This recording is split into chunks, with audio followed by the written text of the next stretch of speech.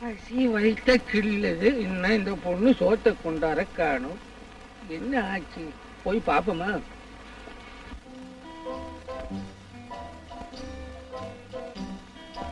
கௌரி, அம்மா கௌரி,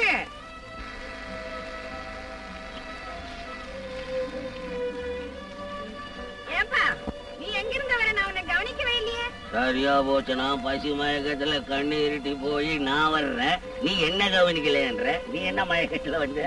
நான் அவரை நினைச்சிட்டு வந்துட்டு இருந்தேன். நான் உன்னை மறந்துட்டேன். எவர? இந்த பட்டாளத்து மச்சானியா? ஐயோ இல்ல இல்ல இல்ல, அவர்தான்ப்பா. எவரு?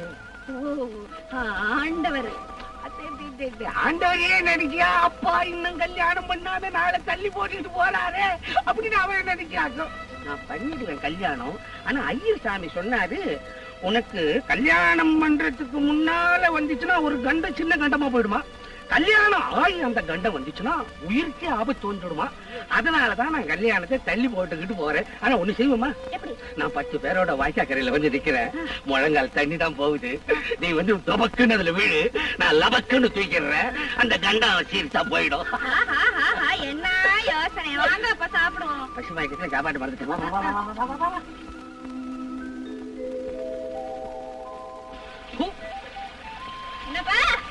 என்ன குழம்பு இது? புளி குழம்பு. ஒரு மரத்து புளிப்பி கரைஞ்சிட்டியா? அதான் ஒரே புளிப்பாரு. தயிரோடு தயிர் சாதம், தயிர் சாதம், தயிர் சாதம். என்ன தயிர் சாதம் தயிர் சாதம் பிளாட்பார்ம்ல வைக்கிற மாதிரி வச்சுறேன். ஆமா, அந்த நிலமலை யாருது? அதுவா காரைவரம். அதுக்கு அடுத்தது என் விரோதி அவன் வாங்கிட்டான். இப்ப தென்னை மரமெல்லாம் வைக்கிறதுன்னா இதுதான் நம்ம நிலம். சரி சரி, குடிங்க. நம்ம தயிர் சோறு கேட்டா குடிங்க. குடிங்கப்பா. கரைச்சியா கொண்டாந்துட்டியா?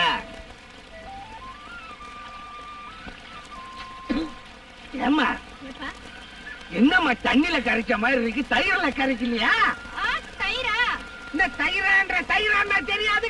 ராத்திரில உர ஊத்தி காலம்புற கட்டி ஆகுமே. தெரியும் தெரியும். பாலு பூனைய குடிச்சிடுச்சு. பாலு பூனைய குடிச்சிருச்சா? என்ன இன்னைக்கு பூரா உலகலாவே இருக்கும் விஷயம். சரி சரி, ஐயர் சாமி கிட்ட போய் தட்டு முட்டுன்னு ஒரு நாளை பார்த்து கல்யாணம் வைக்கிற வேண்டியதுதான். இதழடி சிலையல்லவோ அழகை தந்தது, மானல்லவோ கண்கள் தந்தது, மயிலல்லவோ சாயல் தந்தது, தேனல்லவோ இதழை தந்தது, சிலை அல்லவோ அழகை தந்தது. ஏன் நிறுத்திட்டீங்க? பாடுங்கத்தா. பாட மாட்டீங்களா? ஆமா, அம்மா நீ இல்லங்க கோயிலுக்கு போயிருக்காங்க. நீ ஏன் போல? ஏன் சார், எனக்கு வரமும் பாடும் கொடுக்க வேண்டிய தெய்வம் அங்கேயே இருக்கு, இங்கே இருக்கு. ஒரே ஒரு வித்தியாசம், அந்த தெய்வம் பேசாமலே இருக்கும். ஆனா கேட்ட வரம் கொடுக்கும். இந்த தெய்வம் பேசும், வரம் மட்டும் கொடுக்காது. ஏன் இப்படி எல்லாம் பேசுற? அத்தான், என் கல்யாண விஷயமா நீங்க மாமா கிட்ட பட்டும் படாமலையும் பேசுறது கேட்டுக்கிட்டு தான் இருந்தேன். இப்ப அதை பத்தி உங்க முடிவை நான் தெரிஞ்சுக்கணும். ஓஹோ, அவசியம் தெரிஞ்சுக்கணுமா? ஆமா. உன்னை கல்யாணம் செய்துக்க எனக்கு இஷ்டம் இல்லை. அத்தா, ஜெயா, இஷ்டம் இல்லாத என்ன கல்யாணம் செய்துக்கிட்டு நீ சுகமா வாழ முடியும்னு நினைக்கிறியா? நிச்சயமா அத்தா. முதல்ல உங்க கையால கட்ட போற தாலி என் கழுத்து மறுத்தம். அப்புறம் அந்த தாலிக்கு எவ்வளவு கட்டு இருக்குங்கிறது நான் உங்களுக்கு புரிய வைக்கிறேன். ஒரே வார்த்தை ஜெயா, குழந்தை பிராயத்திலேருந்து உன்னை என் தங்கச்சியா தான் நினைச்சிருக்கேன்னு தவிர தாரமா நினைக்கல ஜெயா. நான் தாரமா நினைக்கவே. ஐயோ அத்தா, அத்தா, அத்தா, சொல்லாதீங்க அத்தா. நான் உங்களை தான் நம்பிருக்கேன். என்னை கைவிட்டுடாதீங்க அத்தா, என்னை கைவிட்டுடாதீங்க.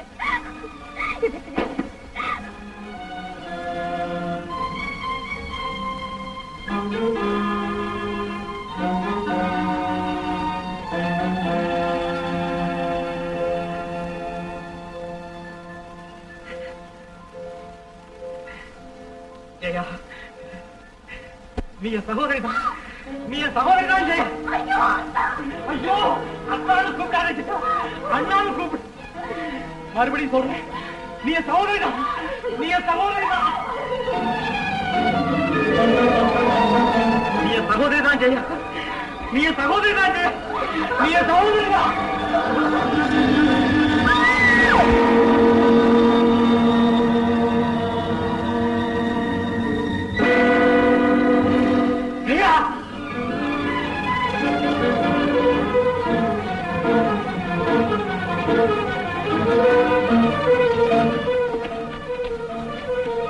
ஜெயா ஜெயா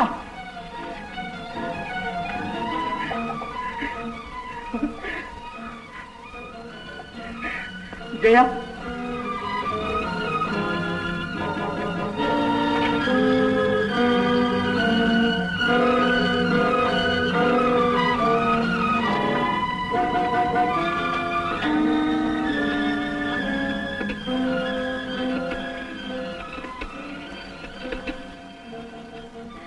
ஹலோ, நான் அட்வொகேட் கோபால் பேசுறேன். மிஸ் டாக்டர் ரத்னா சீக்கிரம் பொறுத்து வாங்க. ஆமா, ஆக்சிடென்ட் தான். சீக்கிரம் வாங்க சார். எஸ்.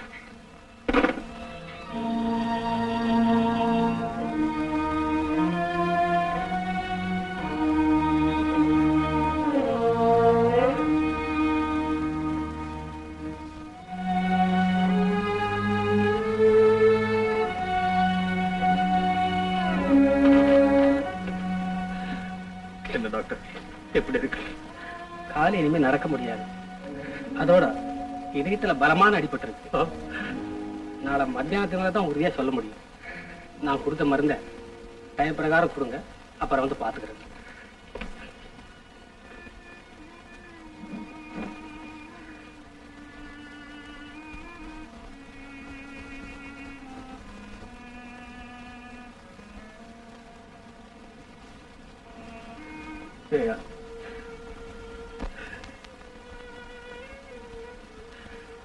கூட பிறந்த அண்ணன் ஒருத்தர் இருக்கான். அவன் வளர்த்து வாழ வைப்பாங்கிற தைரியத்துல உன்னை என் கையில ஒப்படைச்சிட்டு போயிட்டாம்மா அவங்க அம்மா. நான் உனக்காக பெரிய கோட்டையை கட்டி வச்சிருக்கேம்மா. அதை இடிச்சிட்டு என்னையும் ஏமாத்திட்டு போயிடாது தாயே, என்னையும் ஏமாத்திட்டு போயிடாதம்மா.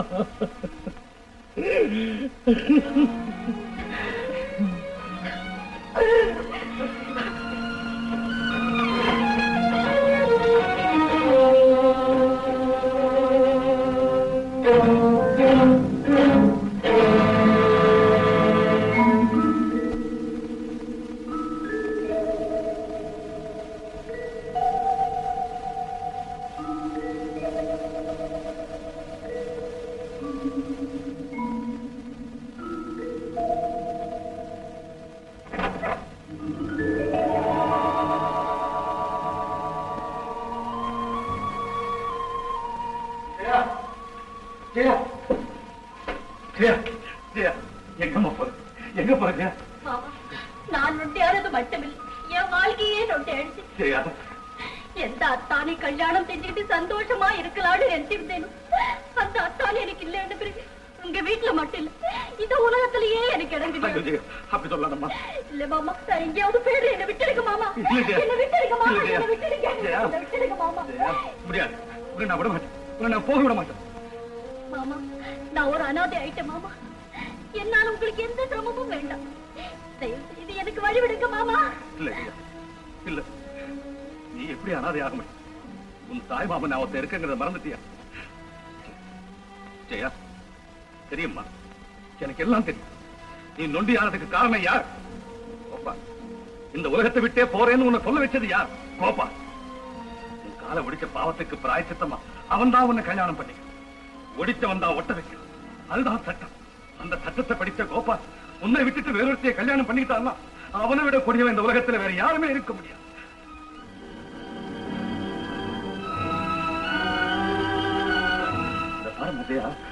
கோபால் கிட்ட நியாயம் இருக்குன்னா, நீதி இருக்குன்னா, அவன் உன்னதாமா கல்யாணம் பண்ணிக்கணும், உன்னையதாமா கல்யாணம் பண்ணிக்கணும்.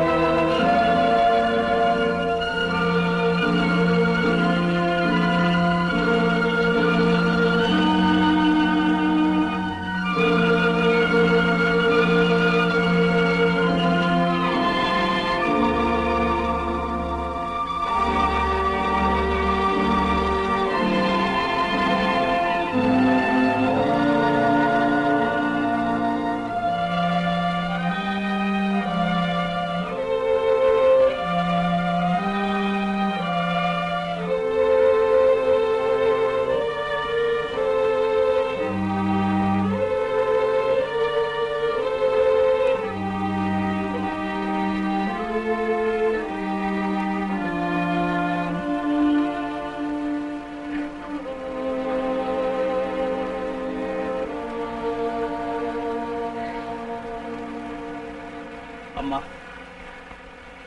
அப்பாவும் அண்ணனும் சாப்பிடாம இருக்காங்க. போங்கம்மா, போங்கம்மா. ஜெயாவை நான் பார்த்துக்கிறேன்.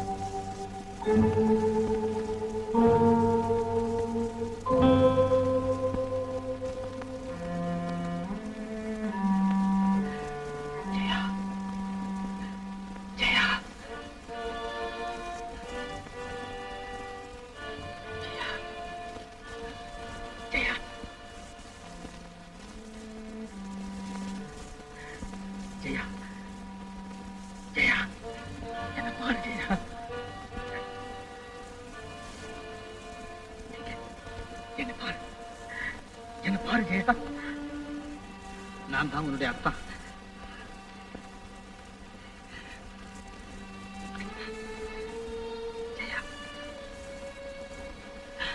பயப்படாது. நான் உன்னை கல்யாணம் செய்திருக்கிறேன். நான் தான் உன்னை கல்யாணம் செய்துக்க போறேன் ஜெயா. என்னை கண்டா உங்களுக்கு பிடிக்கல. ஆடத்துக்கு அப்புறமா கட்டிக்க போறீங்க. அதெல்லாம் ஒண்ணு சொல்லாது ஜெயா. அப்பா அம்மா நான் உன்னைத்தான் கல்யாணம் செய்துக்க போறேன். கண்டிப்பா சொல்லிக்க போறேன். சந்தேகப்படாதே. நான் உன்னை ஏமாத்த மாட்டேன்.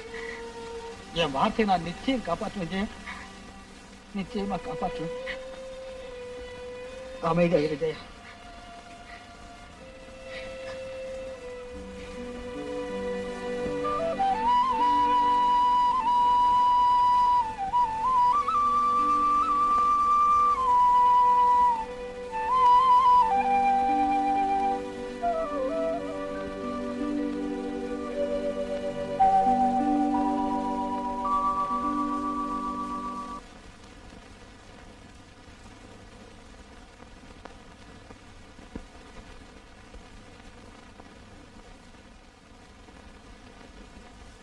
ஏன் அழுறீங்க? நான் ஒரு வக்கீல். தீராத எத்தனையோ வழக்களை தீர்த்து வச்சிருக்கேன். ஆனா என் சொந்த வழக்கை தீர்த்து வைக்கிறதுக்காக உங்ககிட்ட ஆலோசனை கேட்க இல்ல, முடிவு தெரிஞ்சுக்கலாம்னு வந்திருக்கேன். கௌரி, என்னை எதுக்காக விரும்பினேன்? இது கூட தெரியாதா? நீங்க என்ன விரும்புனீங்க, நான் உங்களை விரும்பினேன். நீங்க என்ன வெறுத்திருந்தா நான் உங்களை வெறுத்திருப்பேன். அப்படின்னா இப்போ உன் வெறுப்புக்கு ஆளாக முடியாத சந்தர்ப்பம் எனக்கு கிடைக்குமா? ஐயோ, அப்படி சொல்லாதீங்க. நிஜமா நடந்தாலும் நடந்துடும். நிஜமா நடந்துடுச்சு கௌரி. என்னது? கௌரி, எனக்கு ஒரு முறப்பொண்ணு இருக்கிறா. அவ பேர் ஜெயா. எங்க வீட்டுல தான் இருக்கிறா. என் சொந்த அத்தை பொண்ணு. என்ன அத்தை பொண்ணா? இப்ப அவளுக்கு என்ன? கல்யாணம் நடக்க போகுது. நடக்கட்டுமே, யார் வேண்டானது? நீங்க ஏன் வருத்தப்படுறீங்க? நான் தானே வருத்தப்படணும். நான் தானே அவளை கல்யாணம் செய்துக்க போறேன்.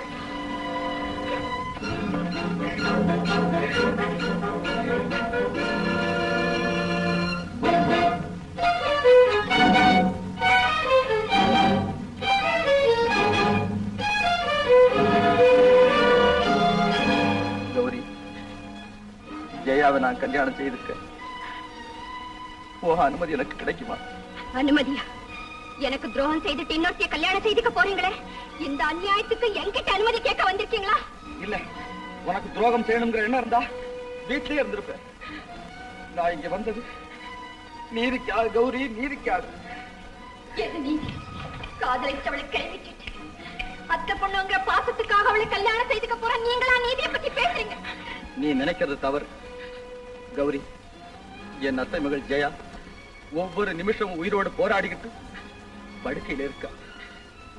நான் அவளை கல்யாணம் செய்துக்க மறுத்தா அந்த படுக்கை அவளுக்கு மரண படுக்கை ஆயிடும்.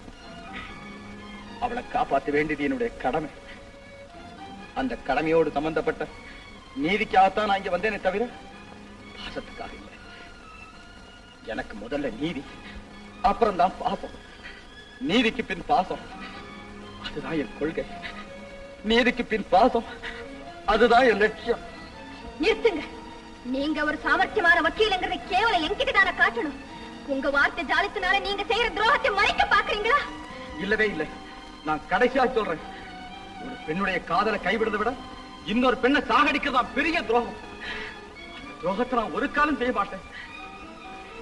உன்னை காதலிச்ச குத்தத்துக்கா கௌரி என்ன மன்னிச்சிரு. தயவு செய்து என்ன மன்னிச்சிரு. நில்லுங்க. உங்க அத்தை பொண்ணை காப்பாத்துறதுக்காக என்னை கைவிட்டுட்டு போறீங்களா? நான் மட்டும் உயிரோடு இருப்பேன்னு நினைக்கிறீங்களா? போங்க போங்க. மனக்கோலத்தோடு வந்து என் பிணக்கோலத்தை பாருங்க. என் பிணக்கோலத்தை பாருங்க. கௌரி, கௌரி.